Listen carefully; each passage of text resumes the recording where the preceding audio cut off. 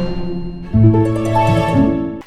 everyone, this is Surbi from Education Vibes. Today we have our dear Pranay sir, and he is the whole sole responsible person for MBBS study abroad.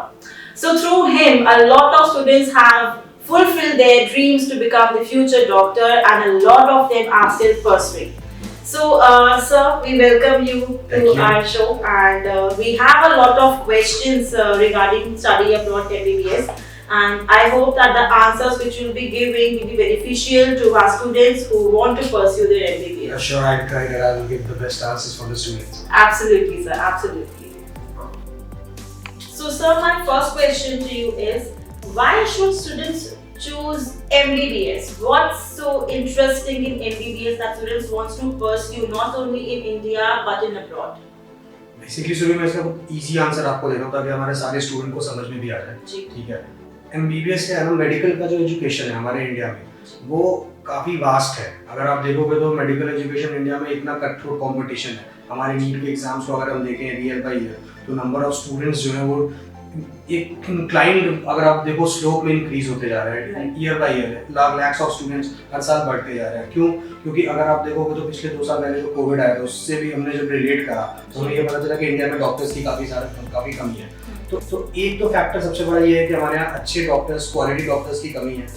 दूसरा एक सबसे बड़ा major factor है जिसकी वजह से बच्चे MBBS और अब्रॉड एमबीबीएस में बेसिकली जाना चाहते हैं, उसका क्या है कि जो सीट्स हैं हमारे यहाँ वो काफ़ी कम है as compare to the enrolled students जो नीट में एनरोल होते हैं। तो वो एक सेकंड सबसे बड़ा रीजन है।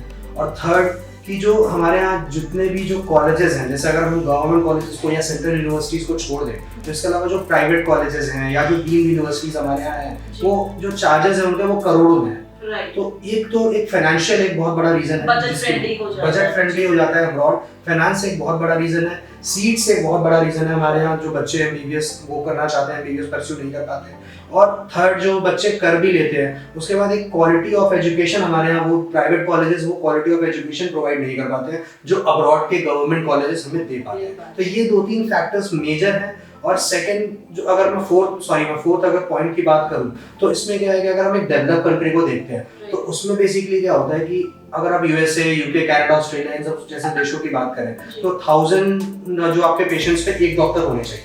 डेवलप कंट्री की एक पैरामीटर एक बीए भी है। तो हमारे यहाँ 10,000 है, कहीं 12,000 है, 15,000 है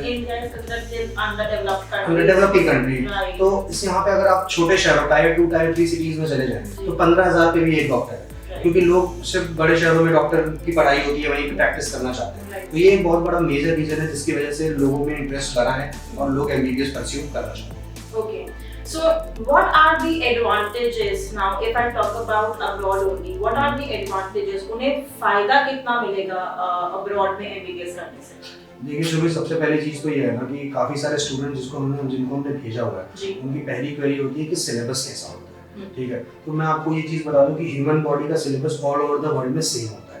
ठीक है, आप लैंग्वेजेस अलग हो सकती हैं बट ह्यूमन बॉडी तो हर जगह सेम है। इन बच्चों को ये कंफ्यूजन है कि ह्यूमन बॉडी या फिर एमबीबीएस का सिलेबस कैसा होगा, उसके लिए तो ये चीज़ क्लैरिटी है कि सिलेबस हर जगह सेम होता है। इसके अलावा जो मेजर फैक्टर्स हैं जिसकी वजह से बच्चे बाहर जाते हैं, जैसे हमने भी पहले भी बताया कि कॉस्ट एक बहुत बड़ा फैक्टर है। ठीक है, क्योंकि बाहर के देशों में या कंट्रीज में जहाँ पे हमारे बच्चे जाते हैं वहाँ पे वो कंट्रीज डेवलप्ड है, वो ऑलरेडी डेवलप्ड, उनकी मेडिकल फैसिलिटी डेवलप्ड है, वो गवर्नमेंट के अंडर में आती है। हमारे यहाँ प्राइवेटाइजेशन है मेडिकल का, तो वो एक कॉस्ट जब का जो इफेक्टिवनेस है वो बहुत बड़ी फैक्टर है, बहुत बड़ा फैक्टर है। इसके अलावा वहाँ पे हम गवर्नमेंट कॉलेजेस में पढ़ सकते हैं। यहाँ पे तो गवर्नमेंट कॉलेजेस में पढ़ने के लिए अगर हम देखें तो 600 से प्लस हमें नीट का स्कोर चाहिए तो ही हमें सीट मिल सकती है। उसकी भी कोई 100% चांसेस नहीं है अगर आप जनरल कैटेगरी में बिलोंग करते हो तो।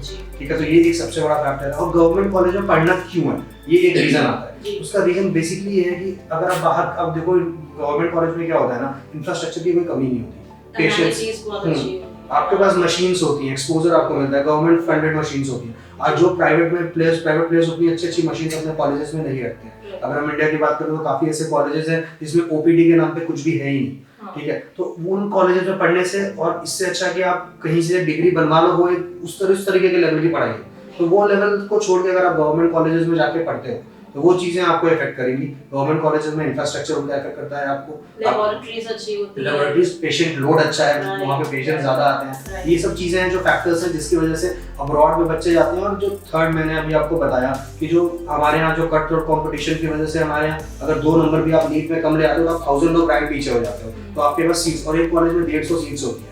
तो ये सब इन सब फैक्टर्स की वजह से ना अब्रॉड एक अच्छा डेस्टिनेशन है बाहर जो बच्चे जाके पढ़ना चाहते हैं। ये एक major Also, sir, I think one more reason is the faculty members are there all over the world. Yes, diverse faculty members. Diverse faculty members. It is very much important. वहाँ पे आपको हर देशों में, अगर आप जैसे अगर हम एग्जांपल दें, मैं जॉर्जिया की आपकी बात करूँ, जैसे हमारे बच्चे काफी जॉर्जिया भी जाते हैं, तो वहाँ पे आप देखोगे तो इंडियन भी फैकल्टी है, ठीक है, आपको यूएस से भी फैकल्टीज मिलेंगी, कुछ आपको मिडिल ईस्ट से भी फैकल्टीज वहाँ पे आते हैं, तो यूरोप से भी कुछ फैकल्टीज है, डेनमार्क की वहाँ फैसिलिटी वो फैकल्टी पढ़ाती है, तो वो सब चीज़ें आपको मिलेंगी, डाइवर्स फैकल्टी वहाँ पे मिलती है। और सारी लैंग्वेजेस इंग्लिश में पढ़ाते हैं, तो बच्चों को वो भी दिक्कत हमारे यहाँ से नहीं होती है। पहले होती थी उन बच्चों को, क्योंकि बाईलैंग्वेज कुछ कॉलेजेस थे, बट नंबर ऑफ स्टूडेंट जब से बढ़ गए तब से ये सब फैक्टर्स इफेक्ट नहीं करते, इंग्लिश नहीं पढ़ाते। So my next question is, what is the eligibility criteria to get admission in study abroad for MBBS? So इसका क्या है ना, इसमें क्या होता है बेसिकली मैं आपको बताऊं कि एलिजिबिलिटी का जो हमारी गवर्नमेंट है वो मेडिकल को लेके हर साल कुछ ना कुछ चेंजेस करती रहती है। अगर हम प्रीवियस की बात करें तो पहले आपको ना अब्रॉड में पढ़ने के लिए नीट भी क्वालिफाइड होने की जरूरत नहीं है, बट अब क्या है, अब कुछ फैक्टर्स को चेंज कर दिया गया है, कुछ एलिजिबिलिटी क्राइटेरियाज को चेंज कर दिया गया है। तो मैं आपको 3-4 पॉइंट्स बताऊंगा, क्योंकि अभी एक गवर्नमेंट का गैजेट आया था ऑन 17 नवंबर 2021, उसमें कुछ पॉइंट्स दिए गए थे। उस पॉइंट्स को जो अब पहले क्या था कि कॉलेजेस को ना रिकॉग्नाइज करती थी हमारी एनसीआई बॉडी जो थी, मेडिकल काउंसिल ऑफ इंडिया, जो कि आज की डेट में एनएमसी हो चुकी है, नेशनल मेडिकल कमीशन। तो उन्होंने जब रिकॉग्नाइज करा था तो उसमें बहुत दिक्कतें आती थी। मान लीजिए उन्होंने किसी कॉलेज को रिकॉग्नाइज किया, वो कॉलेज उनको फॉलो नहीं कर रहे, तो वो दिक्कत आ रही थी कि फिर वो कैसे बार बार टेस्ट देखे, कैसे उनको रेक्टिफाई करे, वो प्रॉब्लम्स आती थी। तो उन्होंने ना 17 नवंबर 2021 को एक गैजेट निकाला फॉर मेडिकल स्टूडेंट्स। उसमें उन्होंने क्या करा कि उन्होंने 4 से 5 पॉइंट मेंशन करे ऑल ओवर द वर्ल्ड, जो भी जो उस पॉइंट्स को फॉलो कर रहा है, इधर कोई भी वो कंट्री हो, तो उसकी डिग्री अपने इंडिया में वैलिड होगी। ठीक है, तो उन्होंने ये 4-5 पॉइंट्स निकाले, मैं आपको 5 पॉइंट्स एक बार इलैबोरेट कर दे रहा हूँ। फर्स्ट इज कि जो भी कॉलेज है वो आपका इंग्लिश मीडियम में होना चाहिए, ठीक है, उसकी पढ़ाई का मीडियम इंग्लिश होना चाहिए। जब आप कॉलेज में पढ़ रहे होते हो तो आप कोई भी कॉलेज इंटरचेंज नहीं कर सकते बीच में, ठीक है। थर्ड कि आप जिस भी कॉलेज में पढ़ रहे हो वहाँ पे आप कोई भी कंट्री में अगर आप किसी बाहर जा रहे हो तो आप कोई कंट्री चेंज नहीं कर सकते, कि आप रशिया पढ़ रहे हो तो आप 2 साल के बाद आपको अच्छा नहीं लगा तो आप जॉर्जिया चले जाओ। पहले ये पॉसिबल था, अब ये पॉसिबल नहीं है। फोर्थ जो सबसे मेजर पॉइंट है कि आपके कॉलेज में आपकी इंटर्नशिप इंक्लूड होनी चाहिए, जो कि पहले इम्पॉसिबल, पहले ये नहीं थी ये चीज़ें, पहले इंटर्नशिप को वैल्यू नहीं देते थे, वो इंडिया में आके बच्चे कर लेते थे, पर आपको अपने कोर्स के साथ इंटर्नशिप करनी है। और फिफ्थ जो पॉइंट है कि आपका 54 मंथ्स की पढ़ाई आपकी कंप्लीट होनी चाहिए, तभी आपकी डिग्री इंडिया में वैलिड होगी। जैसे मैं एग्जांपल आपको बताऊं तो हमारे यहाँ कितनी की पढ़ाई होती है, 4.5 साल की पढ़ाई होती है, 4.5 इयर्स की, 1 साल की इंटर्नशिप होती है, ठीक है। तो 4.5 मींस 54 मंथ्स, ठीक है। तो जो कंट्री ये 54 मंथ्स का क्राइटेरिया हमारे यहाँ फुलफिल करेगी वो उसकी डिग्री हमारे यहाँ वैलिड होगी, अदरवाइज वो वैलिड नहीं होगी।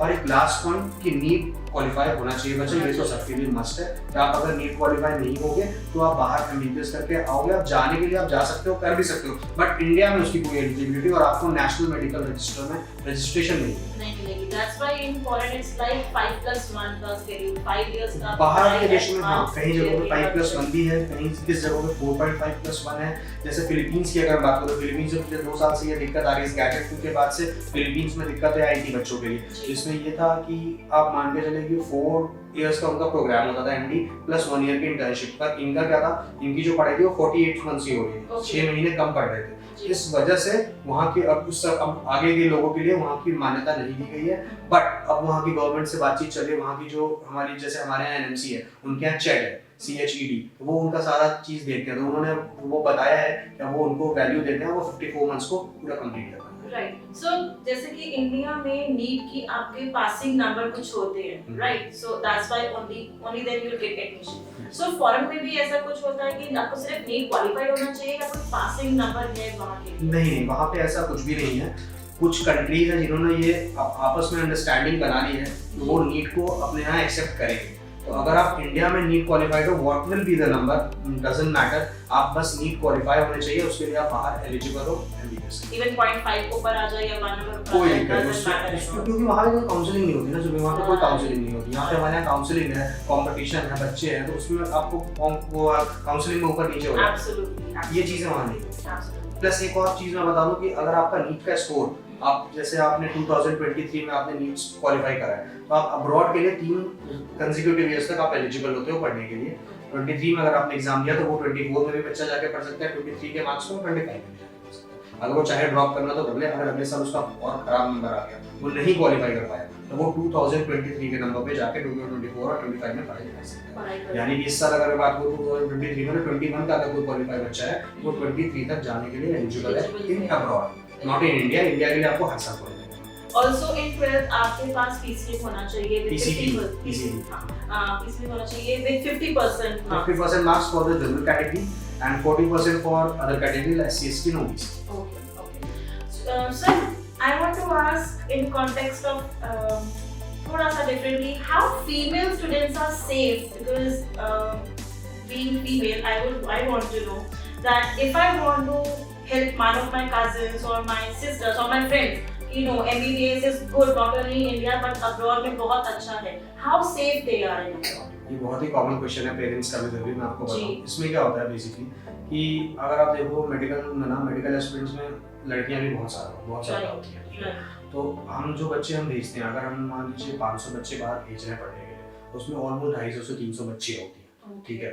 तो अगर मैं गर्ल्स सेफ्टी की बात करूँ, तो जैसे अगर मैं रशिया को एक पर्टिकुलर बात करूँ अगर आपसे, तो Russia is a female dominated country, ठीक है? वहाँ पे अगर आप रेशियो देखोगे, सेक्स रेशियो अगर आप वहाँ पे देखते हो, तो मेल और फीमेल में फीमेल का ज़्यादा है, ठीक है? तो इनसे आपको पता चलेगा कि वहाँ पे अगर आप नॉर्मली भी देखोगे ना, लोग भी जॉब भी करते हैं या कहीं भी, तो वहाँ पे आपको फीमेल वर्कर्स, फीमेल आपको ज़्यादा मिलेंगे एज कम्पेयर टू मेल। तो वहाँ पे ऐसी कोई दिक्कत नहीं आती है। प्लस हमारे जो बच्चों का फीडबैक है, जो वहाँ पे ऑलरेडी पढ़ रहे हैं, पहले तो रैगिंग की भी एक बहुत बड़ी बात होती है, वो भी चीज़ें वहाँ पे नहीं है, क्योंकि आप इंटरनेशनल स्टूडेंट में रैगिंग अलाउड नहीं होती है, क्योंकि अगर आपकी कंप्लीट हुई एमएससी में करना तो आपको बस स्ट्रिक्ट एक्शन लेना है।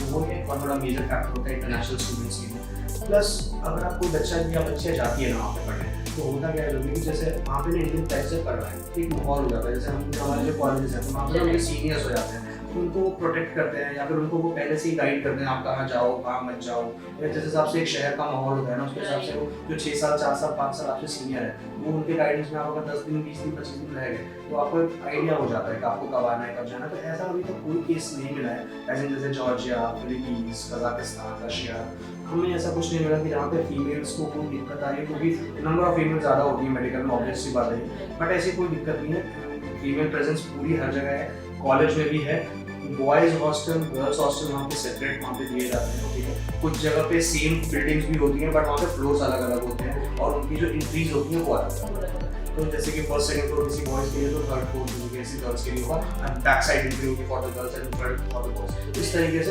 डिफरेंशिएट किया गया है। हाँ, कोई भी परेशान नहीं हो सकता, और अगर किसी की complaint as an international student हो जाती है, उसका पासपोर्ट भी वहाँ पे दिक्कत नहीं, अगर आपको यहाँ पे ऑफिस से ऐसा कुछ हो।